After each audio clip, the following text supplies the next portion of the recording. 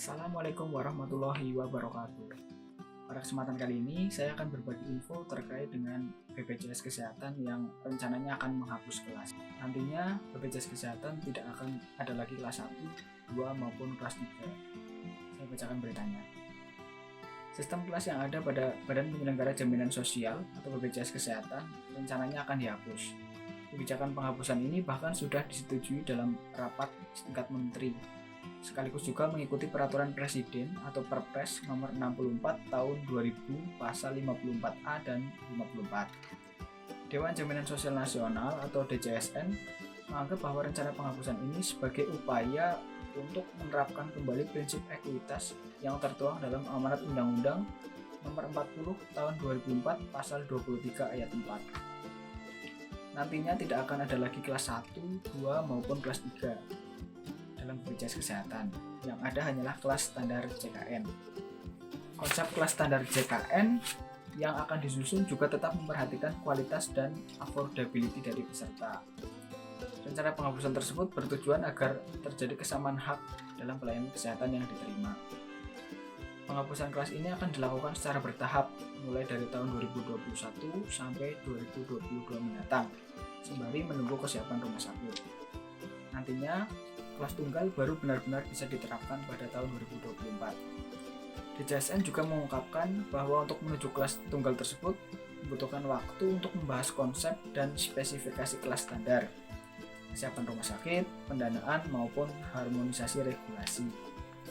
Untuk tahap awal akan ditetapkan 2 kelas standar mulai tahun 2021 sampai 2022. Lalu kemudian di tahun 2024 mulai berjalan kelas tunggal.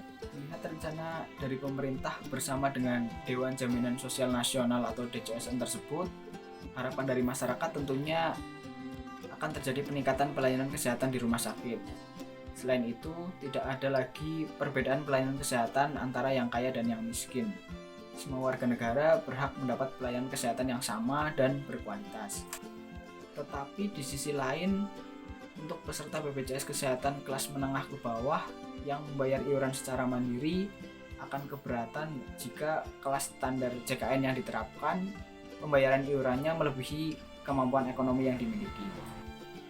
Misalnya, semula peserta mengikuti BPJS Kesehatan sebagai anggota kelas 3. Kemudian setelah adanya aturan mengenai kelas tunggal dari Jaminan Kesehatan Nasional, peserta tersebut harus membayar iuran lebih tinggi. Pastinya akan terjadi penambahan beban ekonomi untuk peserta BPJS tersebut. Belum lagi terkait dengan persiapan rumah sakit yang harus merubah kelas yang ada. Misalnya ruang perawatan kelas 3 harus dirubah menjadi lebih layak jika standar yang diterapkan nantinya harus lebih tinggi. Rumah sakit juga mungkin akan kehilangan pasien-pasien dengan kelas VIP yang cara pembayarannya dengan cara naik kelas. Misalnya yang semula kelas 1 kemudian naik kelas menjadi VIP, mungkin itu akan sedikit demi sedikit akan hilang. Tapi dampak tersebut mungkin tidak terlalu terasa bagi rumah sakit karena kebijakan dari BPJS Kesehatan sendiri memperbolehkan masyarakat kelas atas untuk menggunakan asuransi lain jika ingin mendapat pelayanan kesehatan yang lebih tinggi. Selain itu, masyarakat juga bisa meningkatkan kelas perawatan dengan cara membayar selisih biaya antara yang dijamin pihak BPJS Kesehatan dengan total biaya yang dibebankan rumah sakit akibat peningkatan kelas perawatan. Kesimpulannya, nanti tetap ada kelas perawatan, tetapi ada standar kelas yang ditetapkan oleh JKN. Hal lain yang tentunya harus menjadi perhatian yaitu terkait dengan peserta BPJS Kesehatan kelas 3 yang mendapat bantuan iuran dari pemerintah. Apakah peserta BPJS tersebut juga mendapat pelayanan kesehatan yang sama dengan peserta BPJS Kesehatan yang mendapat iuran secara mandiri?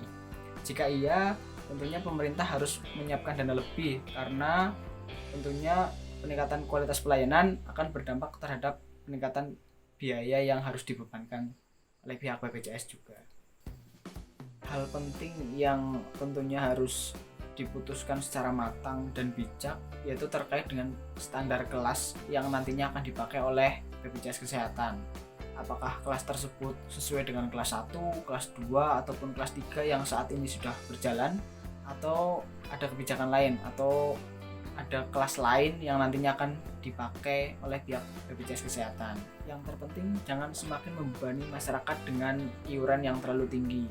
Selain itu harus dilakukan evaluasi internal terhadap BPJS Kesehatan dan juga klaim yang diajukan rumah sakit maupun mitra BPJS Kesehatan lainnya. Semoga ke depan menjadi lebih baik.